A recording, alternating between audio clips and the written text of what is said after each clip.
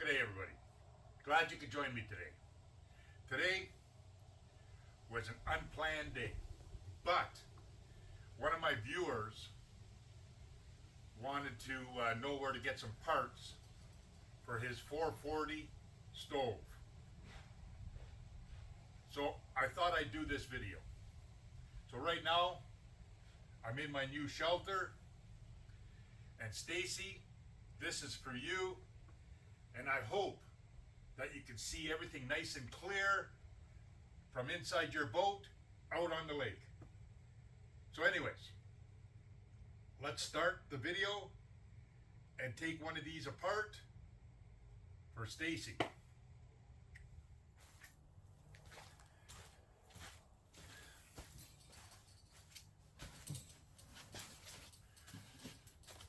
Well, that's a little better. All right. These are my 9 stoves, single burner stoves. Now, no matter what one you have, they all basically come apart the same way, go together the same way, and all the inner parts, whether it's your generators, your check valves, your leather plunger, rubber plunger, basically, let's face it, they're pretty well the same. All right? Now, we're going to take a look at one of them, and we're going to take it apart. And Stacy, I know you have the dual fuel 440. I don't have one yet, but I do have these. All right? Now, this one here,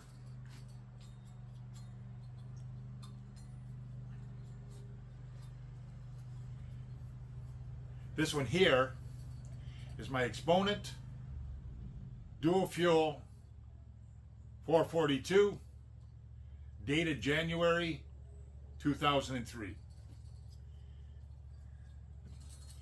Mint shape. I scored when I bought this one. All right?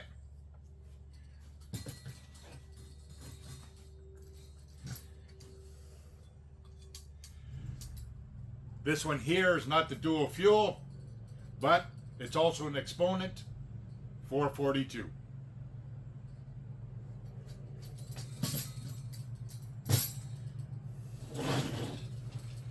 This one here is a 1987,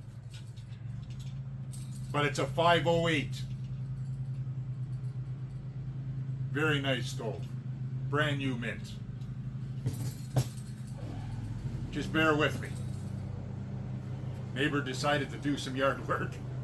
I'm going to close some doors, maybe muffle out the sound. All right. So I lost a little over an hour. I had to wait for all the work to be done at the one neighbor's place. So, where was I? Okay, I did these two. Okay, this is the 508. It was brand new. I got lucky with that one. And just before we go any further, like myself, when I purchase stoves or whatever, depending on how I feel that day, I try to get to near mint as I possibly can, and as old as I possibly can. But sometimes it doesn't all work out, and then sometimes if you wait long enough, you will succeed. So right here is another nice one. Now this is the 505B. Right there. That's the 505B. I'm thinking,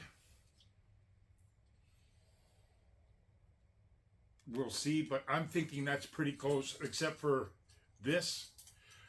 I'm thinking that's pretty close to the 440. So I might take this one apart. Now, this one. This is an oldie. This one here is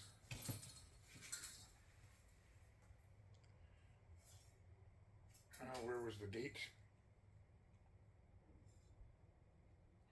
Now this one here is a 64. This is a nice stove. I like it. Now, it runs perfect. Starts good, burns really nice.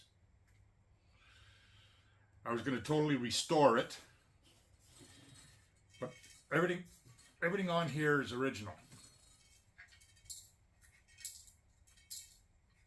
But there's something in the fuel tank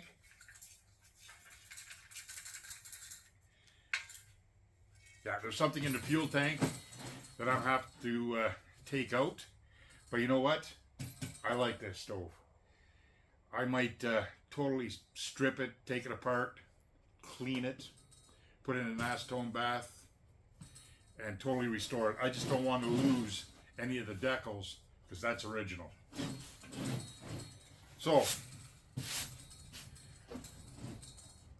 now beside this one here is a 533. Brand new.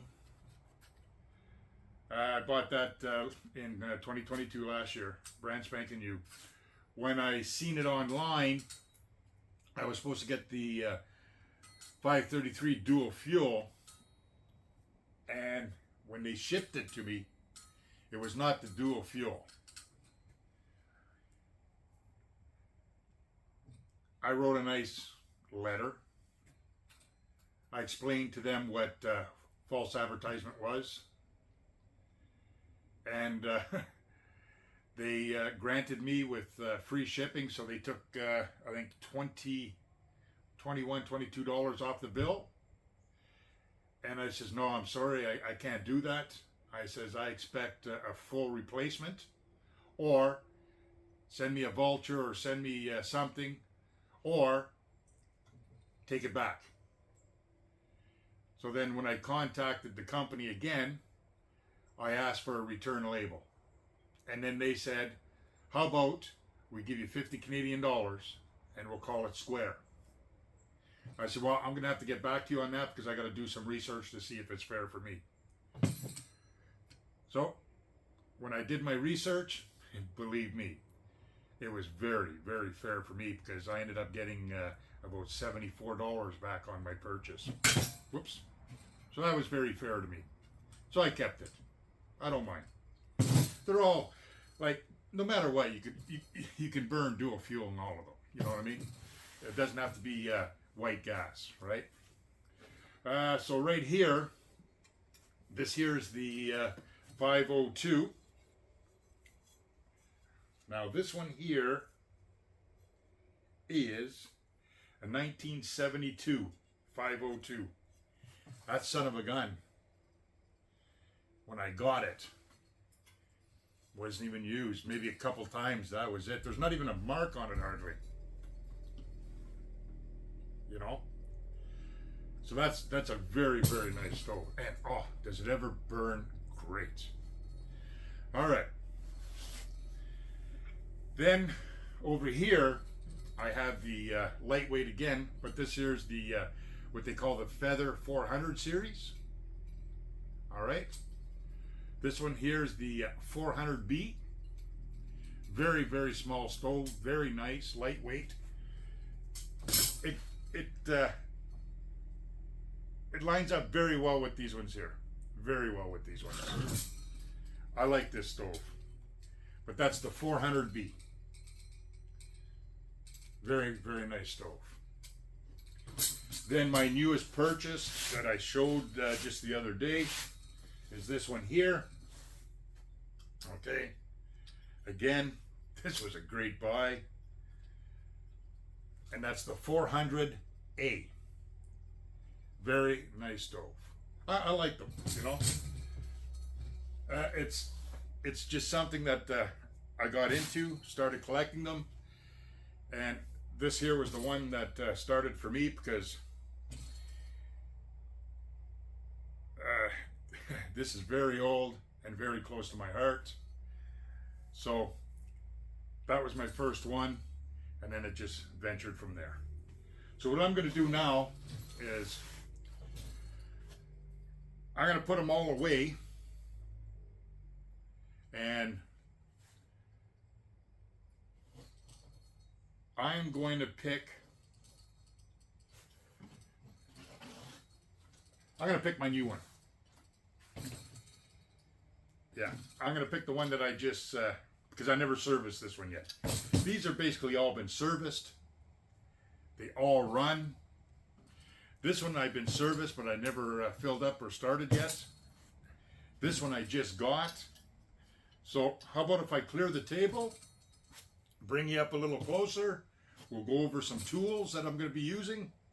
And let's take this one part way apart, and we'll take a look at it. That's the 400A. So just stay tuned, and I'll clear the table, and we'll get onto it.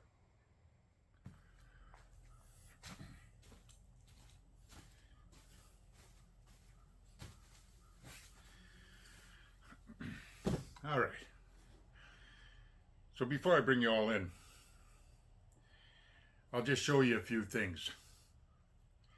All right. This is basically what I have with me all the time when I'm in a shop environment and I want to do repairs on my single burner stoves, my lanterns, my dual element stoves. This is basically what I need. All right. Now, for my my big cook stoves, I'll have a few different tools, but for these and my lanterns, basically what you see here is what you need for tools and parts. Okay, so nothing gets lost. Put all your parts in there. Okay, that's Neatfoot's oil. I put stuff in there like my check valves or my leather pumps. I put it in there to soften it up, because sometimes when you get older products, all the leather, you don't know when the last time it was pumped or the last time it was used. The leather could be all dried. And all the newer ones nowadays all have the rubber caps instead of the leather. So my advice to you is use it until it fails, but once it fails, replace it with leather. Best thing you can do. So anyways, Neatfoot oil. Okay. Magnet. That's what I have, a magnet, in case I got to fish something out of the tank. All right. My light. Want to look inside the tank for rust or debris or whatever.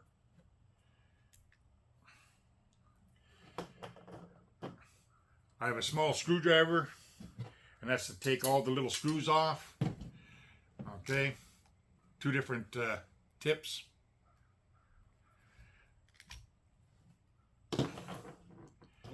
Very small thumb wrench crescent. Okay, you got to have something like that. Now, the reason why I have a thumb wrench or a crescent wrench or whatever you guys want to call it is, I know when a lot of people are working on lanterns and stoves and whatnot, you got to know where it was manufactured, okay? If it was manufactured in the U.S., it's imperial, right? You know, you have 1 inch, 1 1/4, 1/8, 3/16, 7/16, ½ inch, you know that, right? So you have your set of wrenches to match that. If it's manufactured in Canada, well then it's 10 mil, 12 mil, 11 mil, 13 mil, you know, stuff like this, right? Now, 13 mil and ½ inch, they consider it to be the same. Yeah, not a problem. But if it's metric and you put a ½ inch on it, there's a little bit of play. If it's an imperial and you put a 13 on it, you got to kind of jam her in there a bit. There's just probably a 1/64th or more, a little bit tighter, right? So anyways, U.S., imperial, anything made in Canada, metric. And that's why a lot of people, when they're looking at their stuff, they'll say, oh yeah, that's a 1/2 inch. They'll grab their 1/2 inch, and it's no, you know what I mean? And they're trying to find an imperial wrench to take it apart, and it's not doing it. So what do? They go to a thumb wrench, crescent wrench, right? And they'll say, oh, okay, I got it. Well, if it says made in the US, that's why. But if it says made in Canada, change your tools to millimeters. All right, so anyways, I have a pick, and that's basically if I'm going to do any work in the caps to pick out the gasket or change something in the gasket inside the caps. That's what I use that for. I always got a couple of spare caps, but these 2 spare caps are in great shape, and the leather gasket is not cracked or defective in any way. Okay, just a couple of pliers. And a couple of pliers is basically what I use is right here. If I have it in a neat's foot oil, I don't want to stick my fingers in there, so I use the pliers to take it out of the oil. Or I'll use this if I got to get right in the bottom. That's what that's for. Okay. I always have a multi-tool. Well, I got a couple multi-tools. Okay, I have this multi-tool right here. And I have this Leatherman multi-tool right here. This one here, well, everybody knows what a Leatherman is, so no use going over that, but ratchet. Now, Stacy, like I was telling you, and like I was trying to explain, is if you're working on your 440 and you want to take it apart, you need some special tools, right? So, this is a check valve. It's in the bottom of your tank through your pump. Okay? It sits at the bottom. Then your pump here is this part here. But this part here goes over your check valve. Like this. Okay? So when you're pumping, you're sliding up like this. Alright? And you're putting air through your check valve into your tank, right? So this is in the bottom of your tank. Then you have your rod. Then you have your pump. Then that's tight. Then you do a 1/4 turn or more. And then you start pumping. And that's how that works. Okay? If for any reason you're not getting any pressure in the tank, it could be your leather is shrunk and it's not creating a pocket. And it's not giving friction on the sides to create pressure when you're pushing the air into the tank. Because the air goes in through here into your tank. All right. Now, these here are my rods and my check valve. And the check valve has a little bead in there, a little ball bearing. And you should be able to hear it moving back and forth, which it does. So I know that this works. Okay, I got 2 of them. Now for different types of stoves, let's say I have my my 500 series, probably my 502, my 500 for sure. I have different size rods. This is the smaller rod, which is these 2. But this is the bigger rod. Okay? Look at the tip, the screw-in tip. All right? Small, large. Okay. That's because your check valve inside, see? That's for the bigger one. Now, if I take this out,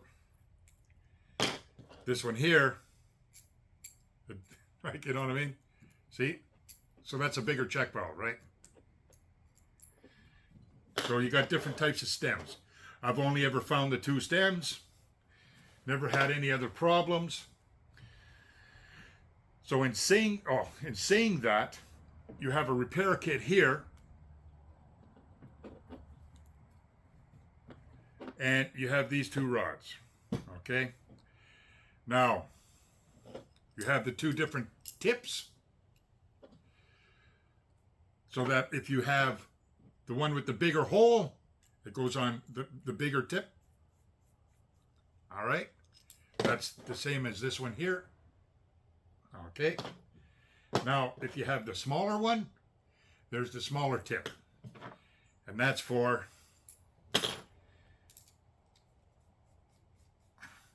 your other check valve. Okay. So that's what that tool's for. Now, how it works is once you remove your plunger, first you loosen it. You turn it about 3 times. You loosen it, and by turning it counterclockwise, what you're doing is you're loosening this rod from your check valve. See, that's all you're doing is loosening it like this, right? Then once you pull this off, you take it, put it in the neat squid oil. All right. Then all you're going to have in here is this little rod like this. Okay. So you just use your fingers and then pull it out, put it aside. But your check valve is still way in the bottom. Now, there's people that will use a heavy duty screwdriver slotted to try and take these out. Okay, because if you notice they're slotted, right? Don't do that. You know what I mean?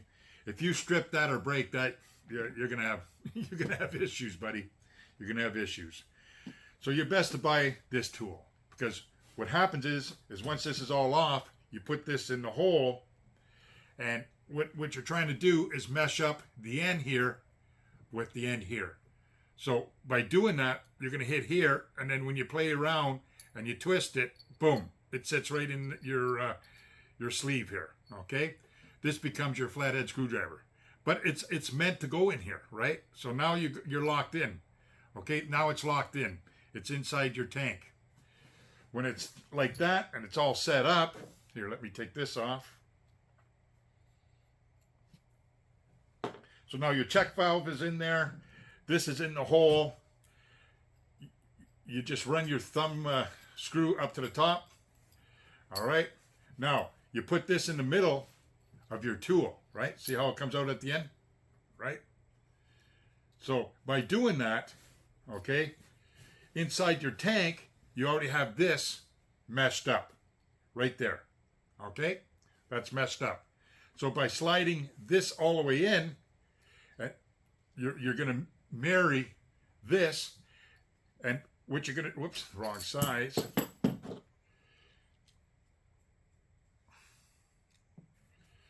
What you're going to do is once this is married together like this, and you slide this in, then it turns around, screws up into your check valve, right?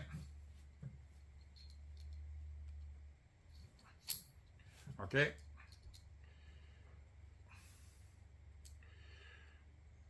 So now that it's in there, okay, it's all messed up.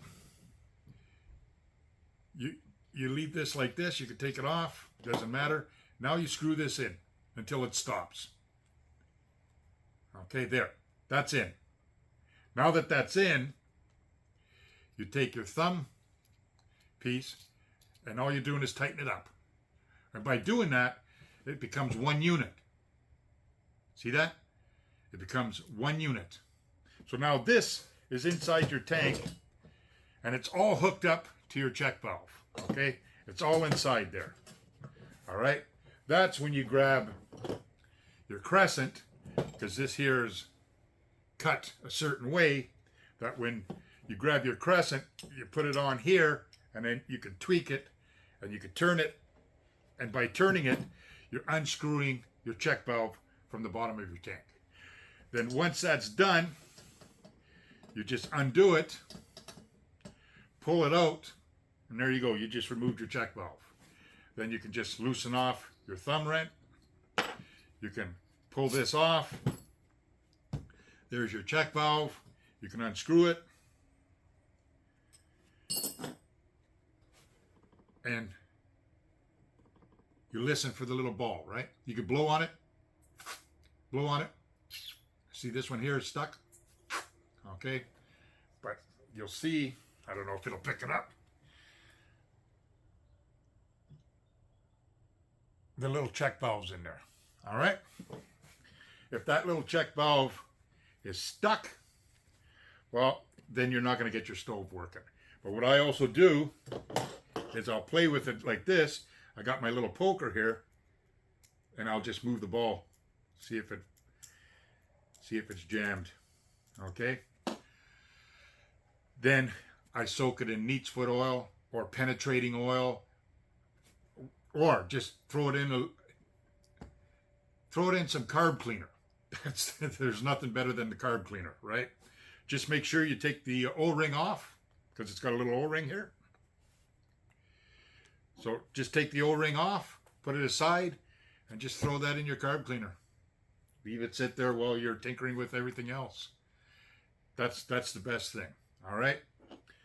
Now, as far as your generator goes, the generator goes from your valve, and that's that tube right here that goes into the back of your tank, right?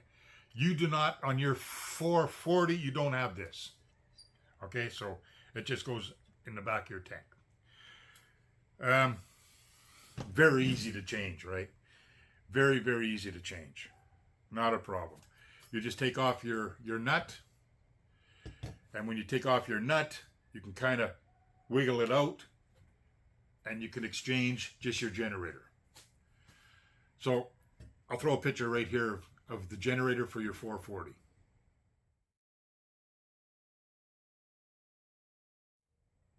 All right, so that's the generator. Now, this is your on and off. Like I said, this is clean, low, and high. You don't have that, but we won't worry about that right now. It works fine. So now that you've checked your check valve, you worked on your plunger, got it soaking, you've changed all your generator, you cleaned it out, you checked your cap. Now it's time to put it together. So you put it together, right? Once you put it together, then put your thumb over the hole and start pumping. And when you start pumping, give it a 20, 25 pumps. Then just see if you can get some air. So right now, okay, right now,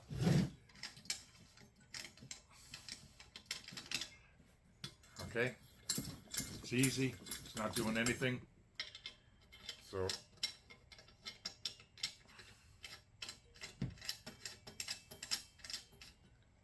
it's on there. My valve's off. This is on clean. Now I'm going to pump it up.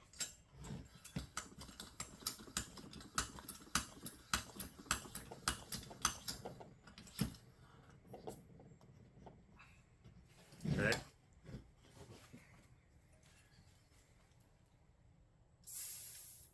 You hear that? So I know that my valve in the bottom here is working, my check valve. The only thing I don't like is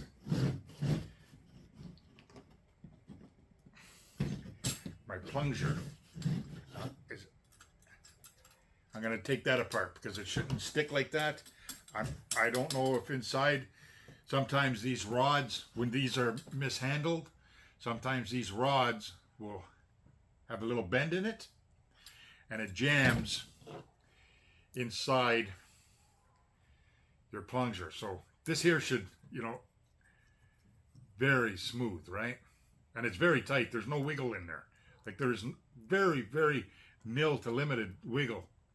So if this has got a bend in it, it jams. And I notice playing with this one that this one has a jam spot. So anyways, that's what we're going to do today. So I'm going to set up a little bit closer, and we're going to take this apart. But one more thing. So that's your tool. Now these tools here, before I go any further, okay, you use these a lot for your lanterns. And once you got your font of your lantern, you're taking apart everything. Well, these are special slotted wrenches that when you're trying to remove everything off the font, you slide this on top, okay, once this is all gone, and it goes on top of the font. Then you put your font in like a wooden vise, all right? Then you can take your socket and you can tighten it, or you can loosen it. And by doing that, you're removing everything off your font. That's basically what this tool is, all right? So myself, I bought the 2 kits because to repair my lanterns, I need this. And to repair everything else, I need this. That's it. So I'll put things aside, I'll clean everything up a little bit, and then we'll start playing with this. I'll bring you in a little closer.